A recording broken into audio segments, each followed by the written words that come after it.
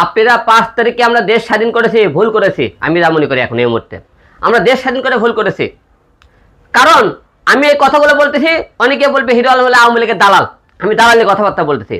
5 তারিখে যেই জন্য করেন এই দেশ থেকে আওয়ামী লীগ পালিয়ে গেল, চাঁদাবাজ দূর হয়ে গেল, দুর্নীতি দূর হয়ে গেল, আমরা স্বাধীন নিয়ে আসলাম।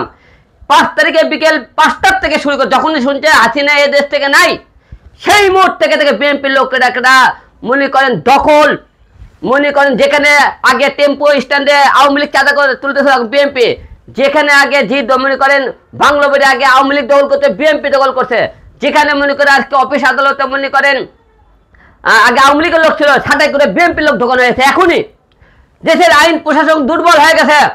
থানা পুলিশের মনে করেন প্রকাশক আসামি ছিনে নিয়ে আসা হয়, আদালতে মনে করেন আমরা একটা আসামিক ধরে যখন নিয়ে যাওয়া হইতেছে, আসামিকে আদালতে প্রকাশক পুলিশের সামনে তারা সেই রকম মারধর করতেছে। তাহলে মানুষের নিরাপত্তা কোন জায়গা? আওয়ামী লীগ আর বিএনপির মধ্যে পার্থক্য কি পাইলাম? আওয়ামী লীগ চলে যাওয়ার পরে বিএনপি ওখানে অত্যাচার করতেছে।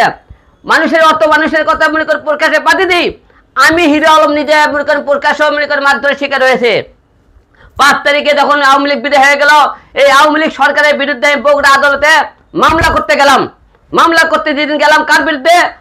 প্রধানমন্ত্রী শেখ হাসিনা, আরাফাত, আর ওবায়দুল কাদের, যারা আমার উপর অত্যাচার করেছে, সেই আদালতে বিএনপির লোকজন বগুড়া আদালতে প্রকাশ্য আমাকে মারধর করলো।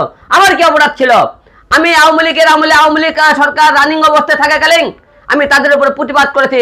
বিনিময়ে বিএনপি কি দিছে? আমাকে মারধর দিছে। কি করছে তারা? আমার মনে করেন কি করছে? সম্মান ছিনিয়ে নিয়েছে।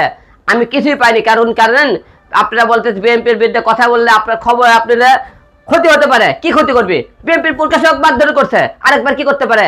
সোহাগের লাগান মেরে ফেলে দিবি? দেখ মেরে ফেলে দেখ। সোহাগ মারা গেছে তো কি হয়েছে? তার পরিবার কি কিনা আসছে দেখবি, আল্লাহ তার রিজা করতেছে।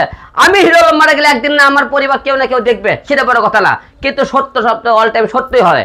কারণ এই দেশে আমরা দেখছি একটা শরীরের কাছে আর এক শরীরের খাওয়ার জন্য উঠে পড়ে লেগেছে। আপনারা আমাকে এই কথা বললে অনেকে দালাল বলে আওয়ামী লীগের লোক, আমি দালাল। বিএনপি লোকেরা তাই বলে আমাকে প্রকাশক গালিগালাজ করে, ফোন দিয়ে গালিগালাজ করতে বিএনপির বিরুদ্ধে কথা বলে।